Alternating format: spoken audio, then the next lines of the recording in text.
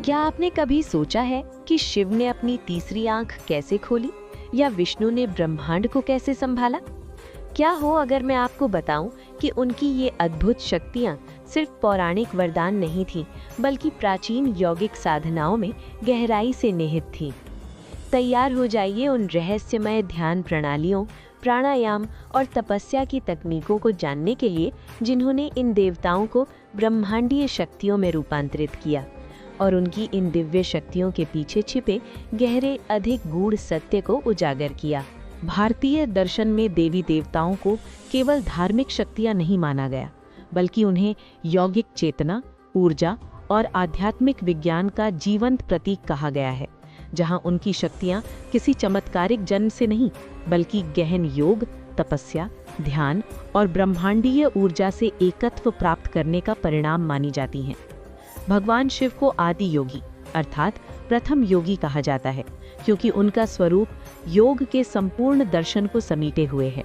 वे तपस्या के प्रतीक हैं, जो आत्म संयम सिखाती है, गहन ध्यान के रूप हैं, जो उच्च चेतना से जोड़ता है, और उनके भीतर आंतरिक ज्ञान तथा ब्रह्मांडीय सत्य का गहरा बोध है।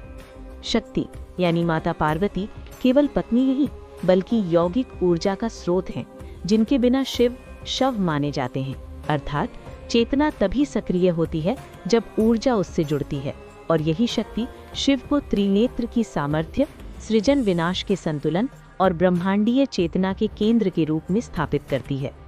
शक्ति देवी केवल एक रूप नहीं, बल्कि काली, दुर्गा, लक्ष्मी आदि सभी स्वरूप ब्रह्मांडीय स्त्री ऊर्जा और कुंडलिनी शक्ति का प्रतिनिधित्व करते हैं, जो सृजन, संरक्षण और विनाश तीनों की मूल धुरी है।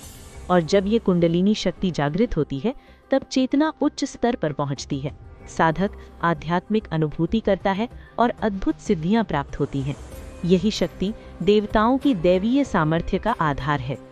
त्रिमूर्ति ब्रह्मा, विष्णु और शिव सिर्फ धार्मिक कल्पना नहीं, बल्कि ब्रह्मांडीय यौगिक संरचना का गहरा प्रतीक है, जहां ब्रह्मा रजोगुण यानी सृजन की सक्रिय ऊर्जा, विष्णु सत्वगुण यानी संतुलन और संरक्षण की शांति, और शिव संहार के रूप में तामस गुण के साथ परिवर्तन, रूपांतरण और नए आरंभ का प्रतीक हैं।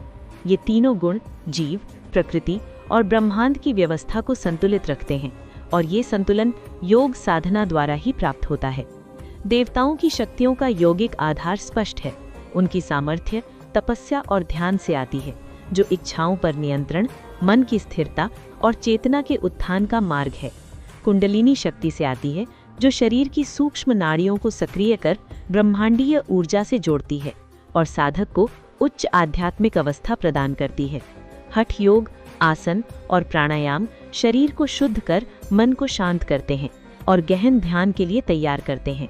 वहीं मंत्र और यंत्र ध्वनि और ज्यामितीय ऊर्जा संरचना के माध्यम से चेतना को सक्रिय करते हैं और साधक को दिव्य शक्ति प्रदान करते हैं। इस प्रकार निष्कर्ष यही है कि प्राचीन भारतीय देवताओं की शक्तियां केवल जन्मजात या चमत्कारी नहीं, बल्कि गहन यौगिक साधना, तपस्या और ब्रह्मांडीय ऊर्जा से एकत्व का परिणाम है।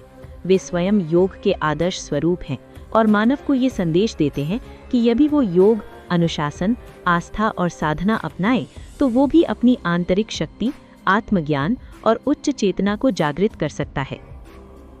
अगर आपको हमारा वीडियो पसंद आया हो तो हमारी चैनल को सब्सक्राइब करना ना भूलें